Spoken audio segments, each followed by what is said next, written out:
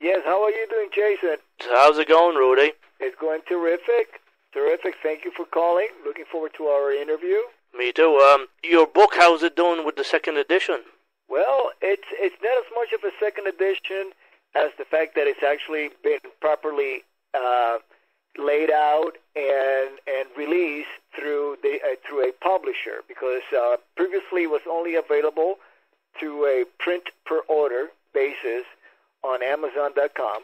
Now it's a proper book, and it's available not only at my website, RudySarzo.com, if you want to get it autographed. That's the only place to get it. But also you can get it through, of course, Amazon and stores like Barnes & Nobles and such. Yeah, I purchased your first edition book in 2006.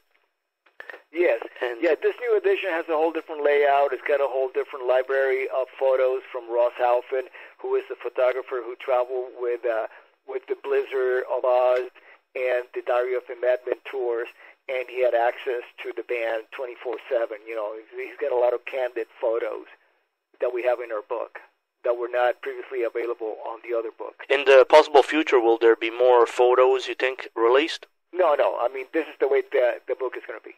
No. I mean, you can. This is not a photo book.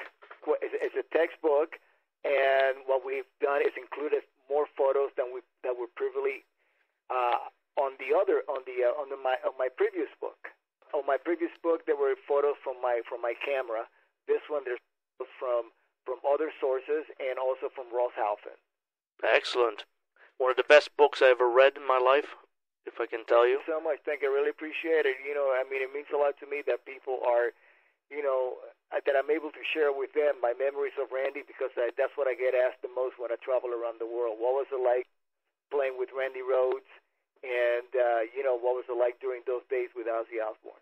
How's the stage volumes with Randy Rhoads on stage? What did you hear in those days?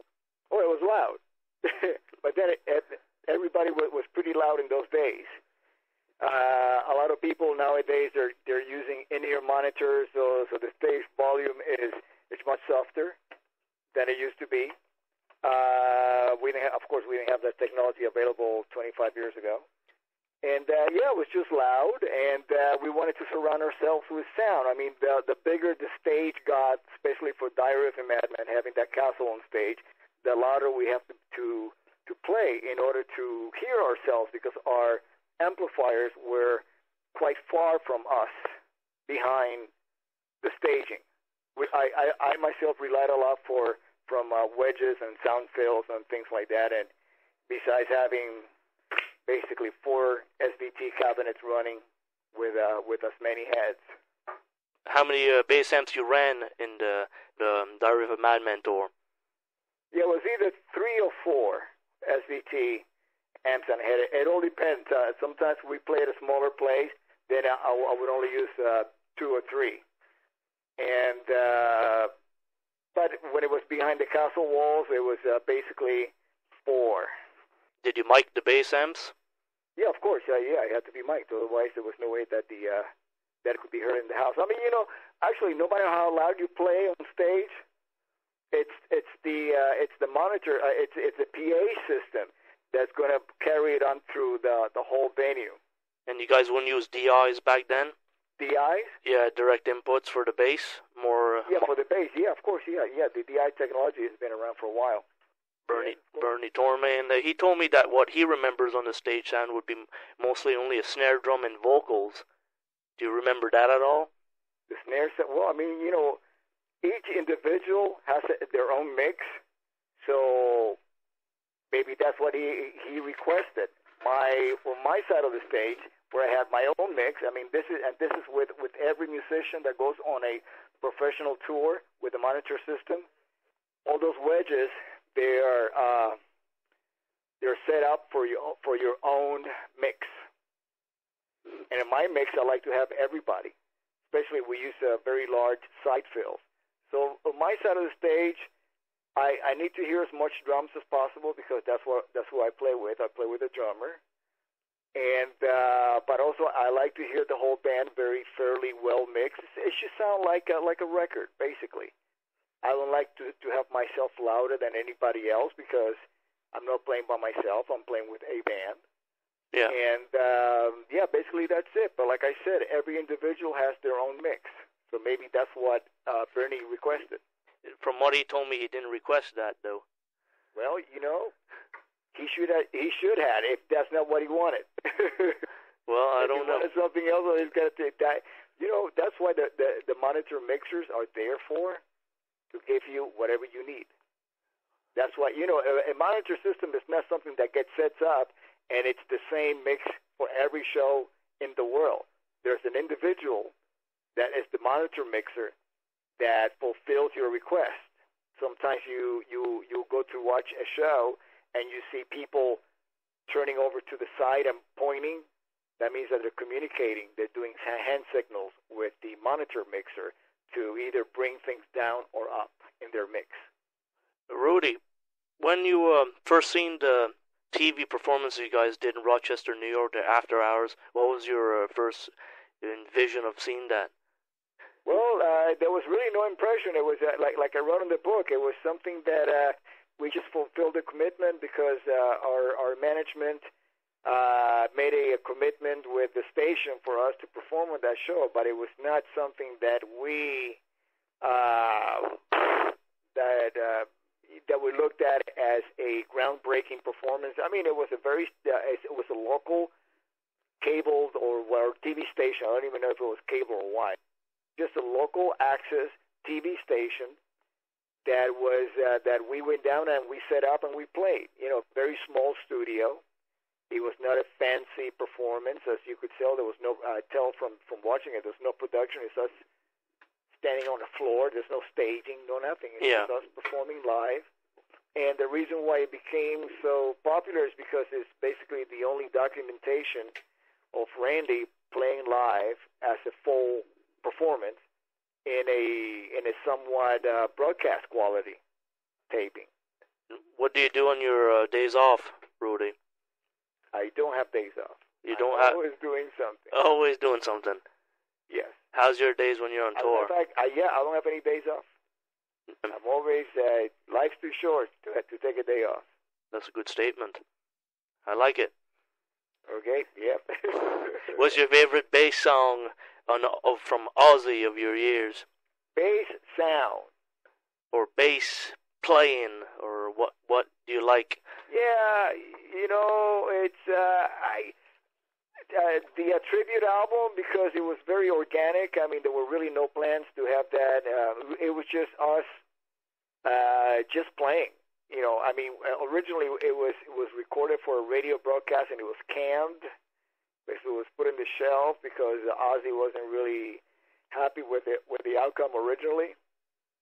So when Randy passed away, it was the only thing that had not been released yet.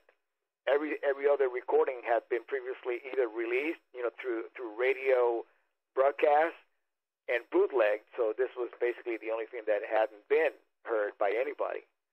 And it was just very organic. Nobody was really trying to, go for a grand slam. Going at bat.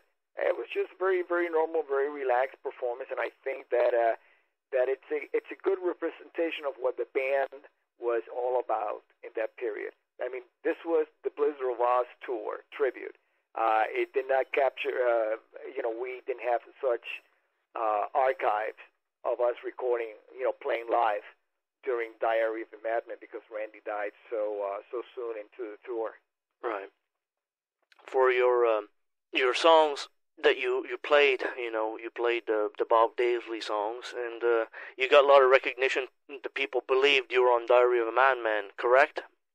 Well, like I wrote in the book, I wanted to clarify that, and every time somebody brings that up, I always make sure that they know, because as you read in the book, I write about it.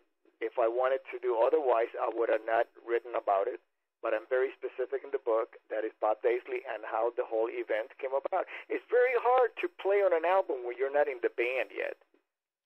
When they recorded Diary and Blizzard of Ozz, Ozzy and Sharon didn't even know I existed. So how can I play on the record? Yeah. I wasn't the bass player in the band.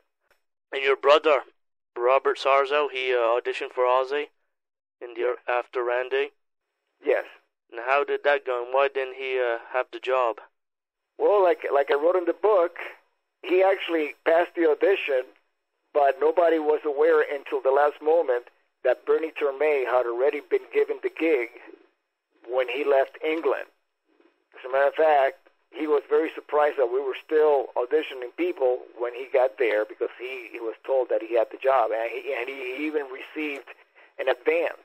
So when all that came to the surface, it was obvious that my brother was not going to get the gig, because there was not a gig to be gotten. If the gig did not exist, Bernie already had the gig when he arrived in America. Would you think that things would have changed with your brother being in the band? You know, whoever came in after Randy, in my eyes, the sole purpose of that musician was to help the band finish the tour with dignity and to just carry on and fulfill the commitments that we had as a touring band. I had no other expectation from any other individual. Your performance on the Speak of the Devil album, which I consider is one of the great live albums in history. What do you think of that album? It is what it is. If people like yourself enjoy it, it doesn't really matter what I think, because I'm a little bit too close to the project itself. I'm just glad that somebody like yourself has positive things to say about it, because that's all we want at the end of the day. We do something and we want people to enjoy it. How many interviews do you do in a day? Do you do lots? Like, you keep busy? It all depends. Some days I do 10, some days I do nothing. Wow. Some days I do 1. That's great. I'm glad you spent time with me today. And thank you so much, Jason. This means a lot to me and all the fans of Rudy Sarzo, of course. Thank you so much, my friend. You're welcome. And your career didn't just finish there, of course. You went with Quiet Riot, again, with Kevin Dubrow that passed away. Do you understand why he never wanted to participate in the Randy Rhoads documentary? Do I know why? Well, you know what? I hadn't spoken with Kevin since 2003, which was the last time that we played as Quiet Riot with the 4 Mental Health members. So I never got to discuss with him as to why. Yeah. So I can't really answer that. Good show, by the way, with the Quiet Riot reunion. I got the DVD. Love it. Oh, cool. Very good. Thank you. Your style is so impressive, with the fingers and the playing, all the moves you do. Very interesting playing, and you don't get to see much people doing that. Where was your vision to take up that flash playing? What? Because I used to play bars a lot, and in bars you would do a lot of cover material and do like 6 sets a night, 45 minutes on, 15 minutes off. And at some point in the night, I would start getting bored. So I was just trying to keep myself awake and amuse myself by seeing how many different ways I can play the same song. Very good point. And I've seen people do that too. But they just don't make it look good as you. Yeah, well, that's the trick, is to make it sound exactly like if you were just sitting down and playing. Make it sound like, don't sacrifice the actual playing for any flash at all. Make sure that what your performance is not sacrificed, and that's the challenge. So, Rudy, currently you're with what band? Dio? I go between Blue Oyster Cult and Dio. When Ronnie is working with Heaven and Hell, as he is currently, then I go on tour with Blue Oyster Cult, like I am right now. Blue Oyster Cult is still very popular, I take it, in the United States? Yeah, really. Yeah, very, very extremely popular. Worldwide, actually. We also performed in Europe a couple of weeks ago, and we're going back to Europe in March. When are you coming to Canada? I think we're playing Calgary or Winnipeg coming up. We already played with Blue Oyster Cult in Sault Ste. Marie, and I believe either Winnipeg or Calgary a few months ago. In your whole career, you've never played Nova Scotia? No. A very beautiful place, and I look forward to someday going there. Well, I'm looking forward to seeing you here in Nova Scotia also. Absolutely. Go and see the great Rudy Sarzo play the bass in Nova Scotia. Yeah, but I think it's going to be, if we do, it will be sometime next summer. Next summer, maybe. I hear it gets a little chilly. Yeah, we're going to be in Calgary coming up November 7th. Oh. And let's see, where were we? We were in, oh yeah, all these dates are yeah, never mind. Okay. We're going to Regina. Yeah, Regina. We're playing October 24th in Regina. Excellent. Do you like the Canadian crowds? Oh yeah, they're great, awesome. Great people, huh? They go crazy. Yes, we always do go crazy down here. We love seeing great acts. Yeah. Thank you so much, Jason. Hopefully we get to talk to you again soon, and you have an excellent day. Thank you so much. You too. Bye-bye. Bye-bye.